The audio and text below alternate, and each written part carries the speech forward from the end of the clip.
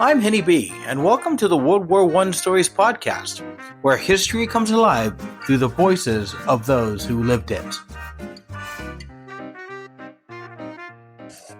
Some scenes in these stories may be too graphic for sensitive listeners, so listener discretion is advised.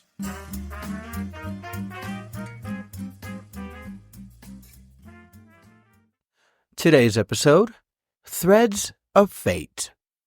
Darn the rain, she thought to herself. Of all the days for it to fall like this, it had to be the day she arrived in Paris. For weeks, she had dreamed of the moment the train would pull into the station.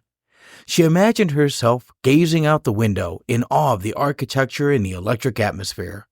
Instead, all she saw was rain beating against the glass, making it impossible to see anything clearly. Karin Persson had never been to a big city. She had spent the entirety of her 18 years in the picturesque town of Åre in Sweden. Nestled at the foothills of the Swedish mountains, Åre was a place that city dwellers dreamed of escaping to, while those who lived there yearned for the excitement of the city. She thought back to the day she made her decision. She had never been an impulsive soul. Everything she had done in her life had been meticulously calculated. But 2 months ago, everything changed. A representative from the Red Cross had visited their small hospital in Åre, urgently seeking volunteers. Given her experience working with her mother in the hospital, she felt a compelling urge to go, to volunteer. So, on a whim, she signed up. Karin stepped off the train, her heart pounding with a mix of excitement and apprehension as she sprinted into the nearby station, trying to avoid being soaked. She gripped the handle of her worn leather suitcase, the same one her mother had used on her own travels many years ago. Over her shoulder, she carried a sturdy canvas satchel filled with personal items and a few medical essentials. Setting the suitcase down, she removed the satchel from her shoulder and pulled out a small pamphlet. She opened it to reveal a map to the Red Cross station. At the front of the station, she could see through the window that the rain had let up a little, but not much. It didn't matter. It was 2 p.m., and she had a 2:30 appointment with Miss LaCroix at the Red Cross. She stepped onto the landing, scanning the street for a taxicab. Spotting one, she hurried over and gave the driver the address. As they drove through the rain-soaked streets, she realized that, despite being in Paris, she still couldn't see any of the city. Karin sat nervously in Miss LaCroix's modest office. The office was the size of a closet, Karin noted in her head. Miss Persson, you have no idea how excited we get around here when you young ladies decide to volunteer. There's so much to be done out there, and ladies like you, you're heroes in my eyes, Miss LaCroix began. Please, call me Karin. And ma'am, with all due respect, I'm no hero, Karin replied. Well, you are to me, Karin, or at least you will be. Now, I've thought long and hard about where to place you. Even though you do not have experience with traumatic injuries, then again, who does? I found a place for you in Albert. It's near the Somme River. Oh, is that far from here? Karin asked. About 90 miles. We were going to put you on a train, but those things are overcrowded these days and unreliable. So we have a car that'll take you tomorrow morning. In the meantime, here's the address of a hotel you'll be staying at this evening. The room number's on a card. You'll be rooming and riding with 3 other ladies. Hope you find this arrangement acceptable. Miss LaCroix spoke fast and often, giving Karin very little opportunity to speak, even if she had wanted to. I'm not going to sugarcoat it for you. You're going to see some bad things out there. It's not pretty. You may or may not have the stomach for it. What these men are doing to each other out there is nothing short of horrific. Barbaric even, she continued. But your work is important and every bit of help counts. Just remember, you're making a difference, even in the darkest of times. With that, Miss LaCroix stood up and walked out of the office. Karin waited about 3 minutes before she, too, got up and walked out. The next morning, she was on an army transport headed to Albert, France. She had enjoyed a pleasant evening at the hotel, taking advantage of amenities she had never experienced before, such as room service. She also took the opportunity to walk around Paris and finally saw Notre Dame, one of the sights she had promised herself that she would take in. The other girls she roomed with and rode with now were polite. All 3 were from different countries, one from Switzerland, one from Spain, and one from France. The language barrier between them was smoothed over by the fact that they all knew how to speak French. The girls all chatted quietly as the transport bounced along the bumpy dirt roads towards the Somme. As they conversed, sharing bits and pieces of their lives and reasons for volunteering, Karin felt a sense of camaraderie forming. Despite their diverse backgrounds, they were united by a common purpose and the daunting journey ahead. The memories of her serene evening in Paris offered a brief respite from the anxiety of what lay ahead, an anxiety spurred on by Miss LaCroix's words playing over in her head. What these men are doing to each other out there is nothing short of horrific. Barbaric, even. The transport jolted over another bump in the road, and Karin glanced at her new companions.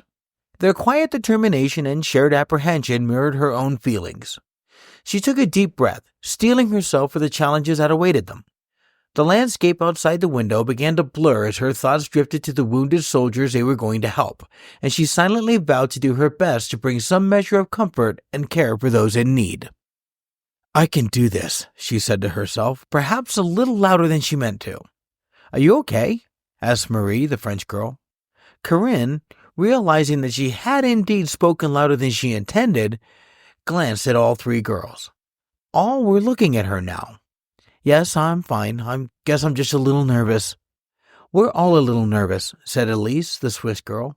"I think, though, if we all stick together, we can help each other through the hard times." Isabella, the Spanish girl, then spoke up. "Back home, we had a man who was building a house. He hit his own hand so hard with a hammer that he fell up a ladder. There was so much blood, I fainted." "Will I faint again?" I don't know." Karin realized that all her anxieties were shared. She was not alone. Soon, she was listening to similar stories from the other girls, and then telling stories herself. The shared experience and confessions eased the tension, and by the time they arrived at their destination, a bond had formed between them that would help them face the trials ahead together. Elise was just in the middle of telling a story about her dog and a Christmas ham when they heard the first loud boom in the distance. The girls all fell silent. For Karin, it felt like a dose of reality had set in. She was in danger, and would be for the foreseeable future. The transport stopped, and a man stepped up to help the ladies off. As Karin stepped down, she could see the billows of black smoke in the distance. The landscape before her was marred and scarred, a stark contrast to the peaceful scenes she had left behind. Trenches snaked through the earth, and if she squinted, she could just make out the glint of barbed wire stretching across the ground. The man who helped them off, a young soldier with a weary face, gave them a brief nod. "Welcome to the front," he said, his voice tinged with fatigue. "The field hospital's just over that ridge. Follow me."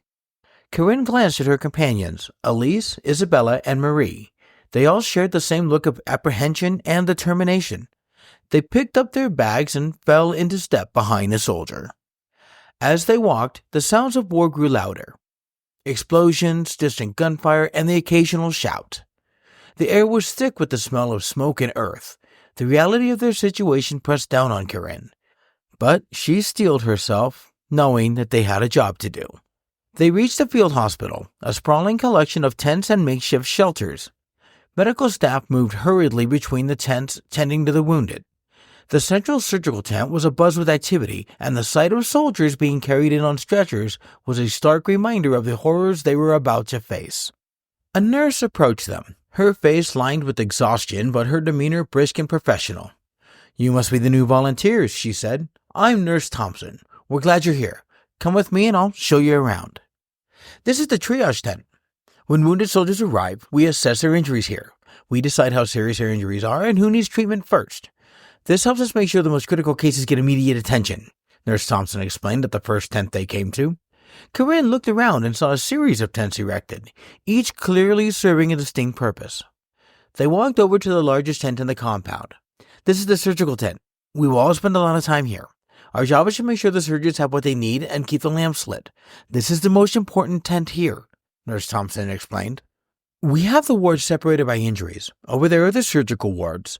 The men who had major surgery will recuperate there. Over there is the medical ward for injuries that did not require surgery. And well, over there," she pointed to a series of tents about 100 yards away, separate from everything else, "those are the infectious disease wards. We keep them distant from other wounded for obvious reasons." She then led the girls to another series of smaller tents. These are our staff tents. Each tent accommodates 2. I have 2 empty ones. You can decide who rooms with whom, she said, pointing to the 2 tents that sat across from each other. You ladies won't be working with patients today, Nurse Thompson continued. I need you to get used to the noise. I don't need anyone getting jumpy because of an explosion while we're trying to stitch up some boy who just got his guts blown out. Instead, you're going to help with supplies and cleaning the beds. Something caught Nurse Thompson's attention at that moment. She looked past the girls, and Karin followed her gaze to see a vehicle approaching. Well, looks like we have been coming, Nurse Thompson said. You girls get your situation sorted out. Grab some lunch and meet me in the surgery ward. 2 hours. With that, she scurried away towards the triage tent.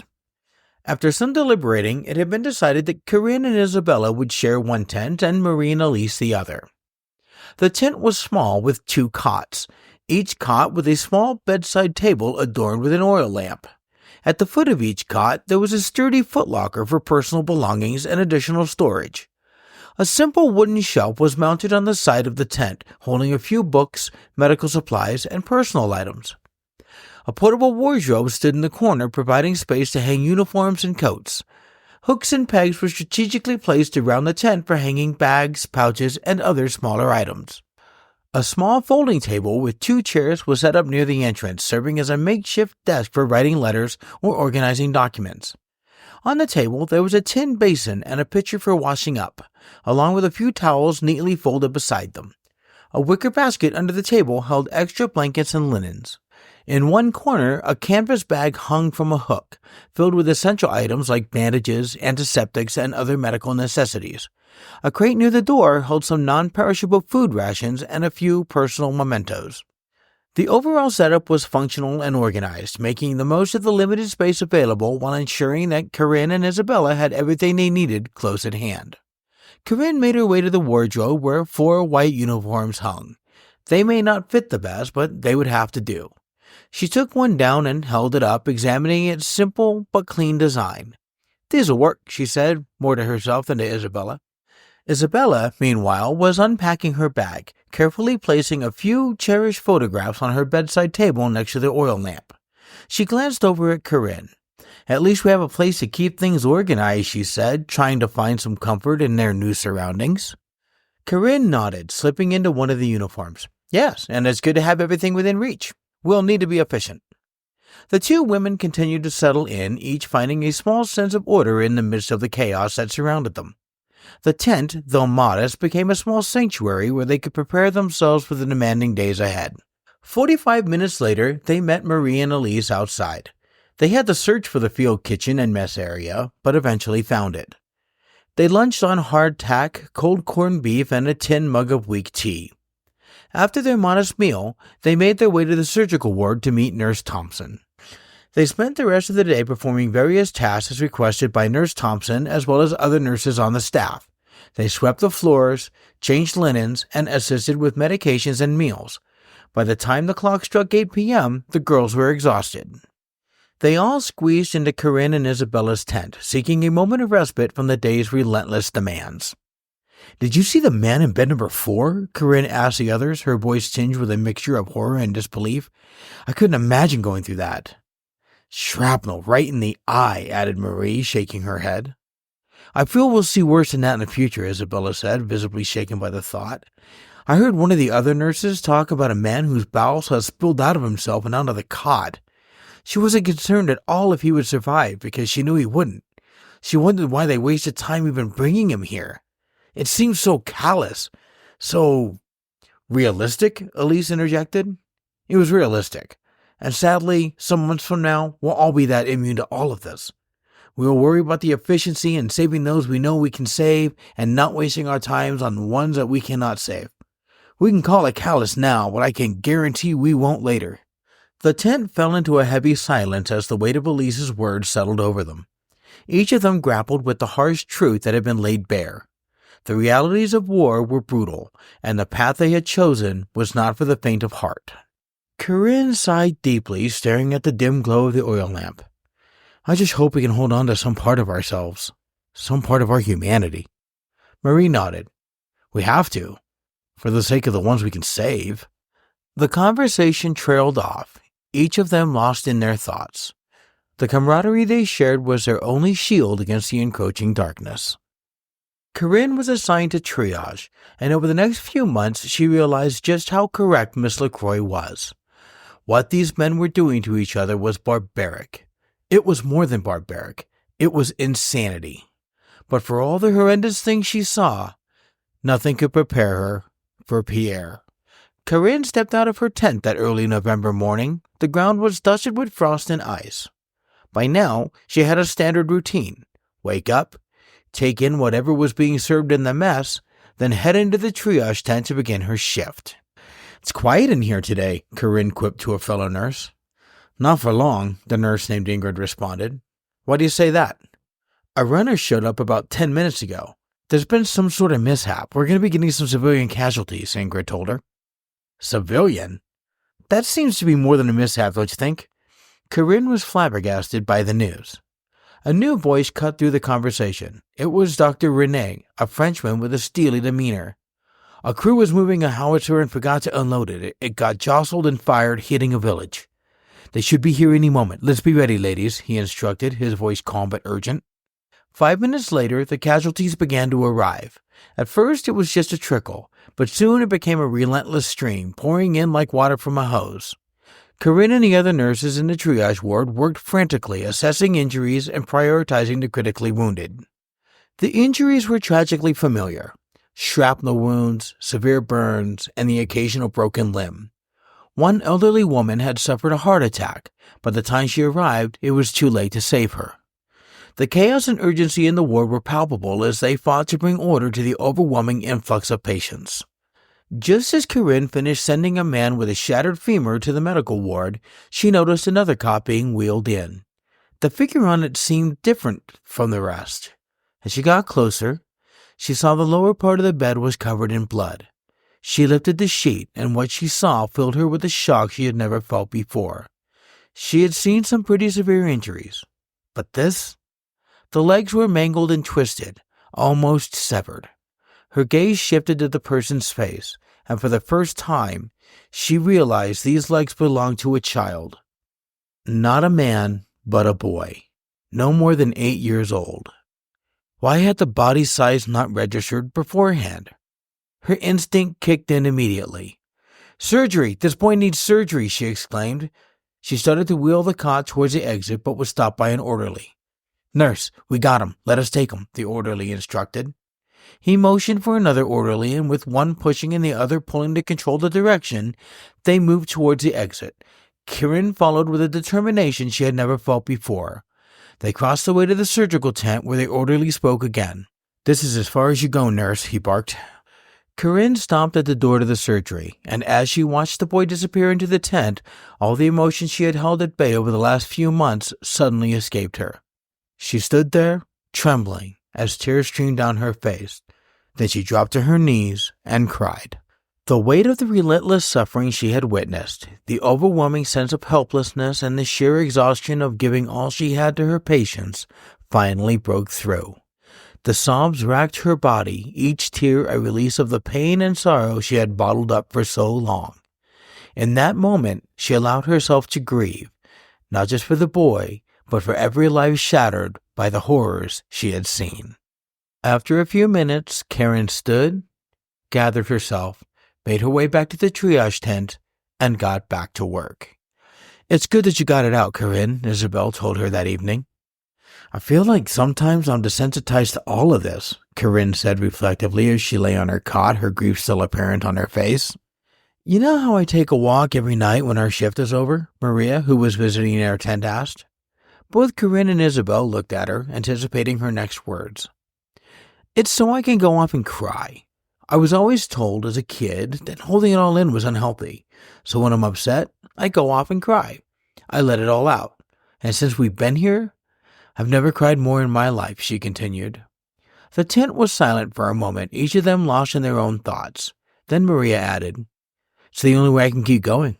I let myself feel it all, and then I find the strength to come back and do what we have to do."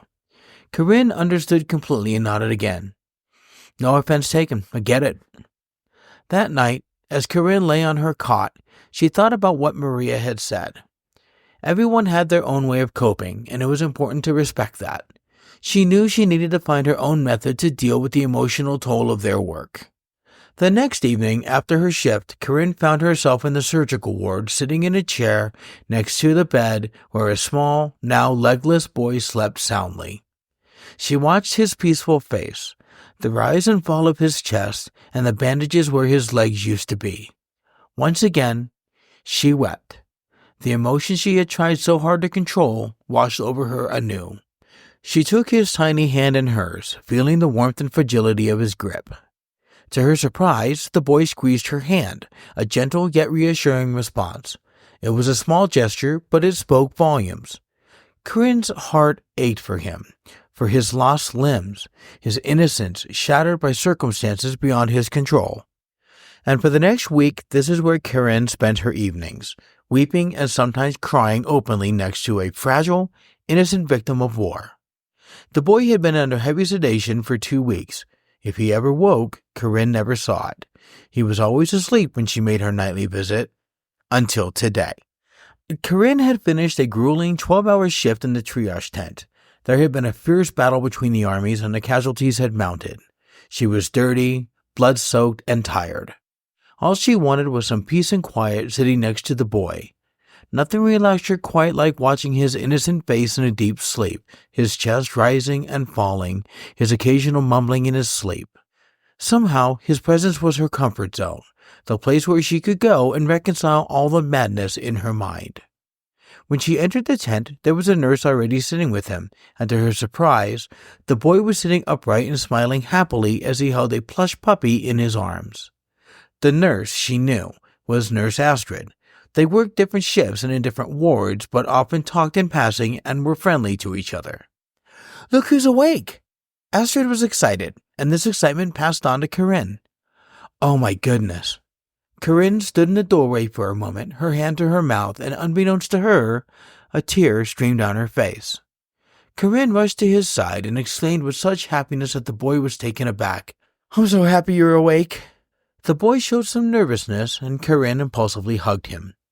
Karin was still hugging the boy when Astrid stood from the chair and walked over, whispering in her ear, "His name is Pierre." Karin pulled herself away from him and stood silent. All this time there was no name to the innocent face. He had just been known to all the nurses, orderlies, and doctors as the boy. Pierre, is it? Such a strong name for such a handsome boy. Karin's voice was full of an excitement she could not contain.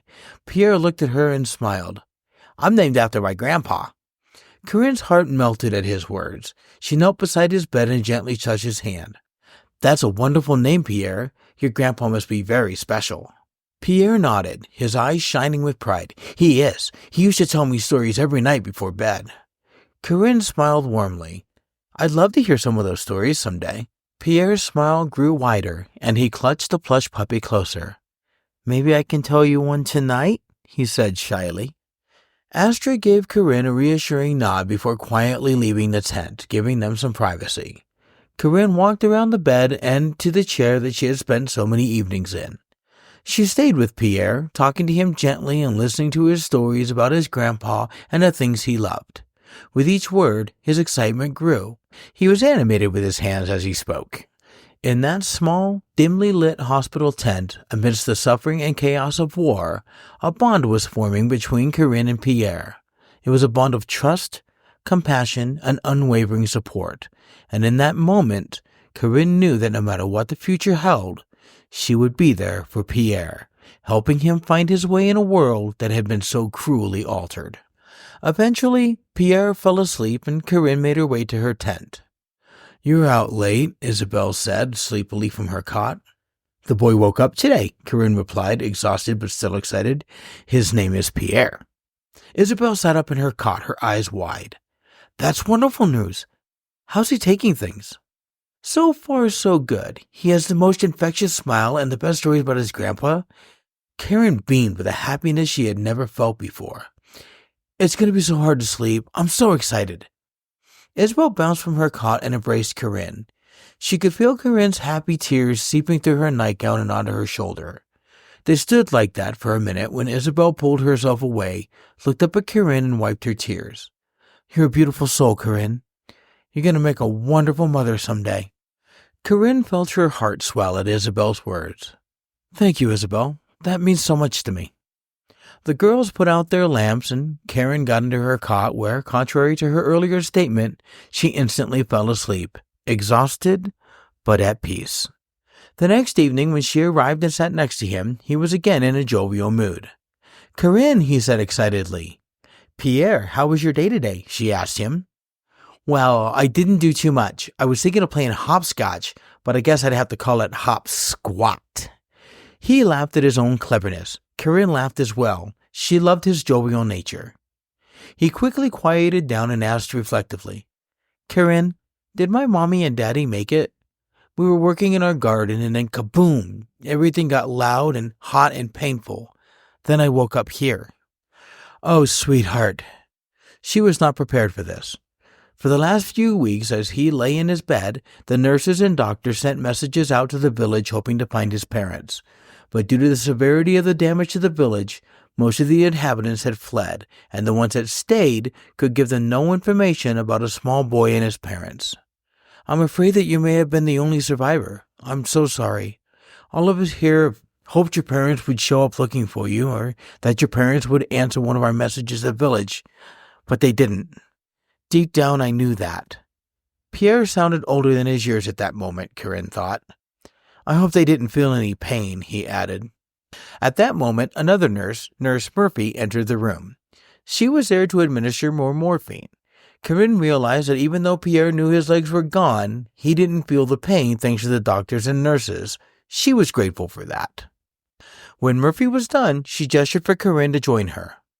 "Now that he's well enough to travel, they're going to transfer him," Murphy told her. "When?" Karin asked. "Tomorrow afternoon." Karin quickly walked off and out of the tent. She found Nurse Thompson in the mess tent nursing a cup of hot tea. Karin took the seat across from her. "I hear they're transferring him." Karin studied her for a reaction. "Transferring whom?" "Oh, yes, the boy." "Pierre, yes. Do you know where they're taking him?" Karin asked. "I do," she replied. "He has nobody. Who's going to care for him? He's going to be surrounded by strangers," Karin argued. "He should stay here. It's close to his home, which is familiar, and he at least has gotten to know all of us." "He cannot stay here. This is a trauma unit. We need the beds." "But I agree with you that he shouldn't be surrounded by strangers," Nurse Thompson replied. They sat in silence for a while, Karin contemplating her words. Finally, she quietly added, "Can I go?" Nurse Thompson looked up. There was not an inkling of surprise on her face, as if she anticipated this. "Karin, you're a valuable piece of the team here. We rely on you heavily, and the other girls, they look up to you." "But he will be all alone," Karin interjected. "Let me finish, please." Karin fell silent. "You're a valuable piece to this team, and all the women love and respect you. That's why it'll be so hard to lose you." "Lose me? What do you mean?" Karin was visibly confused. "I like to sit outside my tent in the evening. Sometimes I read a book. Sometimes I just stare off into the distance. It's how I cope with this place. Over the last few weeks, though, I've just watched the window to the surgical ward. I can set a timepiece by what time you've come in there every night since he arrived. I see you hold his little hand. I see you cry. I see you smile at him while he sleeps. I see it all." "You've been watching me?" Karin asked, surprised. "Yes, and you know, I've never seen that before. The blind loyalty to a boy you just met, that you had never even spoken to before he came here. Watching his face light up at the mere mention of you." Nurse Thompson's voice was contemplative and soft. "He's a delight. You won't even know he'd been injured. He's such a jovial child," Karin said, smiling at the thought. "This place isn't for you anymore," Nurse Thompson said abruptly. "It's not that you don't do good work or that we don't want you here. You're just needed elsewhere. We've written his transfer orders to a little Swedish town called R.A. I believe you know of it." Karin sat with a shocked, somewhat confused look. "I do?" "He will need a nurse to travel with him. Thankfully, the hospital in R.A. already has a nurse available. She looked at Karin with a wry grin. Karin felt a mix of emotions, relief, sadness, and a deep sense of duty. I understand, she said quietly. Thank you for everything, Nurse Thompson. I'll miss you all very much. Nurse Thompson gave her a reassuring smile. And we will all miss you too, Karin. But you're doing the right thing. Pierre needs you. The next day was a whirlwind of activity as Karin and Pierre prepared for their journey. The staff of the trauma unit gathered to say their goodbyes, offering words of encouragement and small tokens of affection for Pierre. Karin watched as one orderly held Pierre and another lifted the small wheelchair into the rear of the vehicle. Pierre was gently placed in the chair, which was secured with ropes. Karin noticed that the stumps where his legs had been bled much less these days, a sign that he was healing, though it would be a long time before the bleeding stopped altogether. Once Pierre was secure, Karin jumped into the vehicle and sat next to him on a wooden bench. Karin held Pierre's little hand as the transport started to traverse the bumpy road towards Paris. The journey was long. By transport, by train, by boat, and by train again. Finally, they arrived in R.A. Karin's family met her at the station along with orderlies from the hospital. For the next 4 weeks, Karin lived and slept at the hospital. She worked her shift and then spent the rest of her time by Pierre's bedside. They played games, told stories, and even read books together. Occasionally, Karin's mother Ingrid brought Pierre food to eat to give him a break from the hospital food. Finally, it was time for Pierre to go home. Karin, the doctors say I go home today, but I don't think I have a home. You do have a home, if you want one. I would like you to live with me. Is that okay? Karin's voice cracked as she spoke. Karin could not decipher what the look on Pierre's face meant. There was a happiness mixed with a melancholy. Are you okay? She asked him. Look, I'm not going to try to replace your parents. I always want you to remember them. I know, he said quietly. Sometimes I think of them and get sad, though. She reached for his hand. That's perfectly natural, and it's okay. I think I would love to live with you, he said after a few moments. Karin smiled as she watched him look up at her and then past her. She looked back to see what he was looking at. Through the window, they could both see a rainbow. A smile appeared on Pierre's face, and his eyes lit up as he looked back at Karin and said, Look, Mama, a rainbow. I am so glad you joined me for this episode of World War I Stories. This podcast is a work of fiction. It's written, recorded, and produced by me, Henny B. If you enjoyed our journey through history, I invite you to connect with us on social media. Find us on Facebook and Blue Sky for updates and discussions. Would you like to support the show and gain producer status? Consider becoming a member of our Patreon. Your support not only helps keep the stories alive, but also earns you a special place in our community, with your name read at the end of each episode. I'll see you next time, and until then, keep exploring the past and remember that every story has its echoes in the present. And as always, thank you for listening to World War I Stories.